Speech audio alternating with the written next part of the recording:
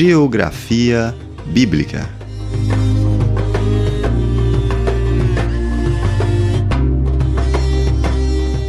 Aula 17.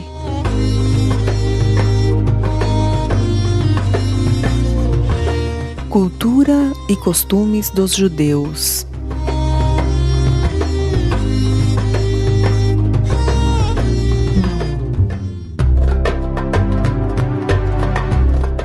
Mormente, sabendo eu que tens conhecimento de todos os costumes e questões que há entre os judeus.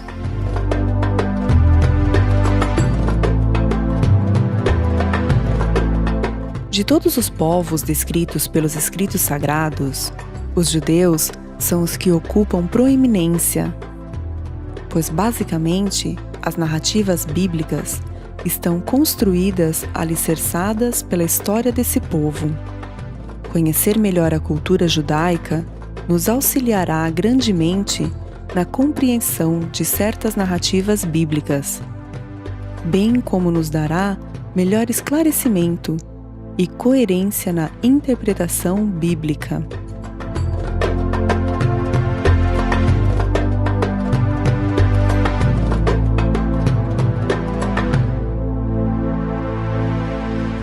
Olá! Essa aula visa a compreensão e melhor esclarecimento de um dos mais importantes povos bíblicos, os judeus. Aprender sobre esse povo e seus costumes é mais do que acúmulo de informação. É, antes de tudo, aprender sobre os projetos divinos para a humanidade e também sobre o próprio Deus. Vale lembrar que Jesus era judeu e seus discípulos também. Assim como os demais povos, os judeus possuem seus costumes e um modo bem particular de ser e de dizer as coisas. É o que chamamos de hebraísmo, um modo hebraico de viver, ser e falar.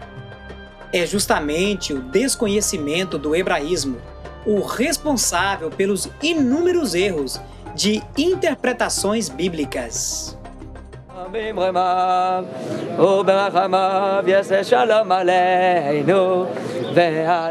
Cultura e costumes dos judeus.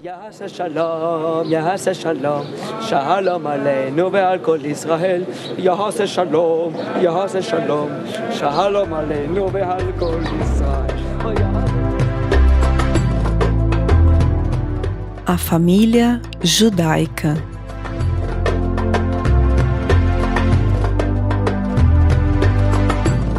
Quase que de forma geral, os judeus, ao se casarem, desejavam ter muitos filhos e que esses fossem homens. O marido assumia a liderança da família. Ele era o sacerdote do lar e, juntamente com a esposa, ensinava a criança o caminho certo. Cabia ao pai ensinar ao filho o seguinte: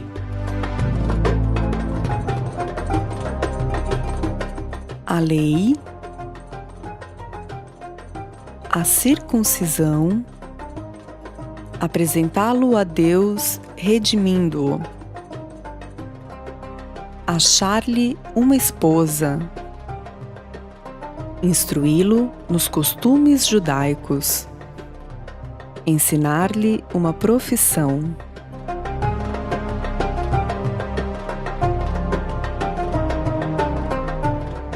E a elas ensinarás os teus filhos, e delas falarás assentado em tua casa, e andando pelo caminho, e deitando-te e levantando-te.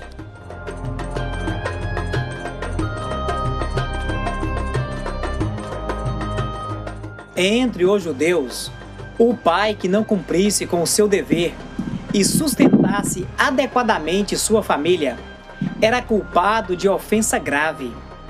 Se esse fosse o caso, como punição à sua inabilidade como senhor da casa, os anciãos o evitavam e escarneciam dele à porta da cidade. Esse costume era geralmente seguido pelos demais homens da cidade, o que objetivava excluir do meio o faltoso. A poligamia.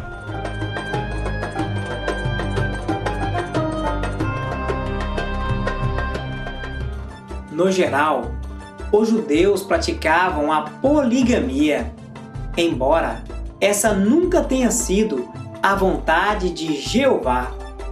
Em Gênesis, capítulo 2, percebemos que a vontade divina para o casamento, desde a criação de Eva, fazia alusão a 2 indivíduos somente.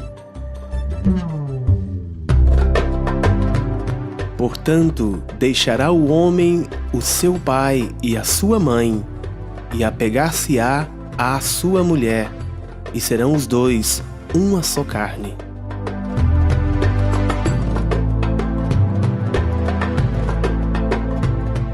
É possível perceber com muita facilidade que desde a formação dos hebreus, a poligamia esteve presente entre eles.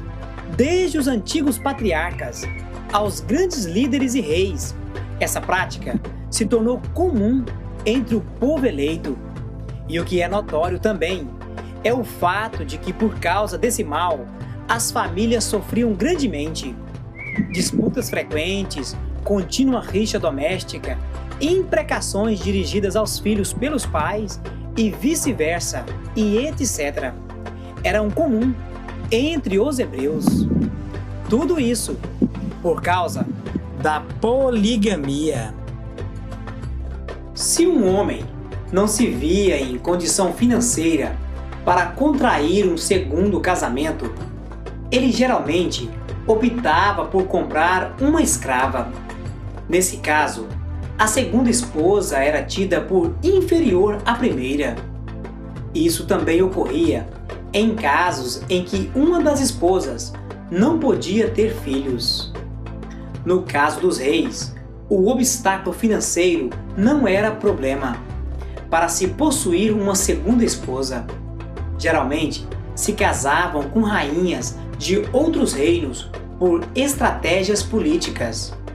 No caso de Salomão, a Bíblia relata que se casara com 700 mulheres princesas. Tinha ele 700 mulheres princesas e 300 concubinas, e suas mulheres lhe perverteram o coração.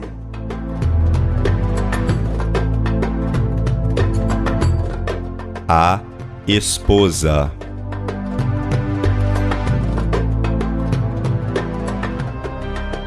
Toda mulher sábia edifica a sua casa, mas a tola a derruba com as suas próprias mãos.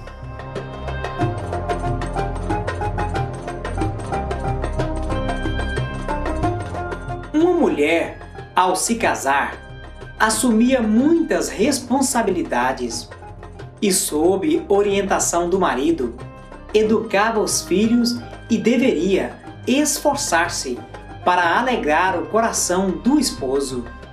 Sua função principal era dar filhos ao marido. Era esperado dela que fosse tal como uma videira frutífera, enchendo a casa de filhos. Era motivo de grande tristeza e desgraça uma mulher não conceber. Por isso, o primeiro filho, ao chegar, trazia alegria a toda a casa e também muito alívio ao coração da mulher. A boa esposa, segundo a ótica judaica, deveria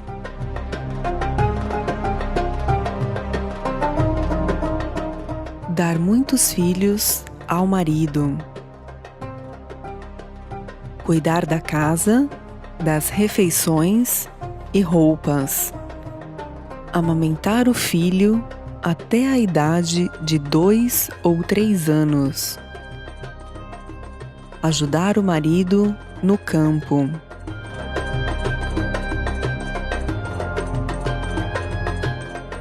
Os judeus acreditavam que um homem poderia alcançar posição entre os líderes de Israel somente no caso de sua esposa ser sábia e talentosa.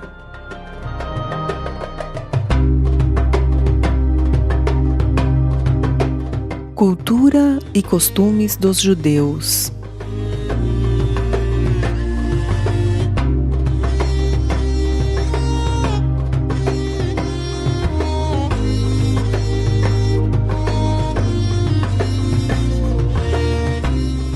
Os filhos varões.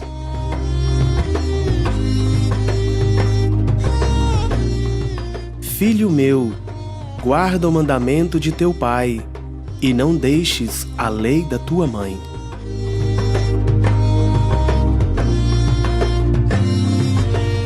Os filhos varões deveriam sustentar os pais na velhice e, em caso de morte, dar-lhes sepultamento digno. Talvez esse fosse o principal motivo que levava os pais a ansiarem por filhos homens. A tarefa dos filhos, a exemplo do papel desempenhado pela esposa, não era nada fácil. E se esse fosse o primogênito, a despeito da honra que recebia, sua responsabilidade era bem maior. O filho primogênito respondia pela casa, na ausência do pai. Por isso, se exigia que fosse o mais responsável, assumindo seus atos e os atos de seus irmãos. Era exigido que o filho obedecesse sem titubear a todas as diretrizes do patriarca e que realizasse inúmeras tarefas, tanto em casa quanto no campo. Os filhos deviam obedecer às ordens dos pais, honrar seus pais perante a sociedade, não se relacionar com amigos duvidosos, demonstrar aptidão ao trabalho,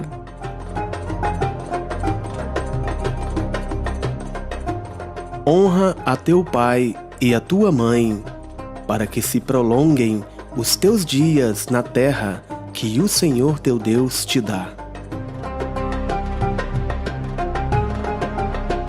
As filhas.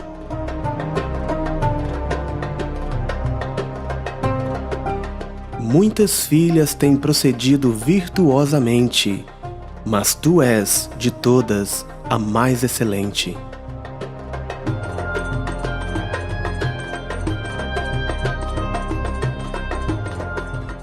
As filhas eram tidas por inferiores aos filhos.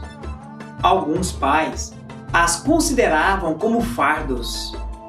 Um pai escreveu: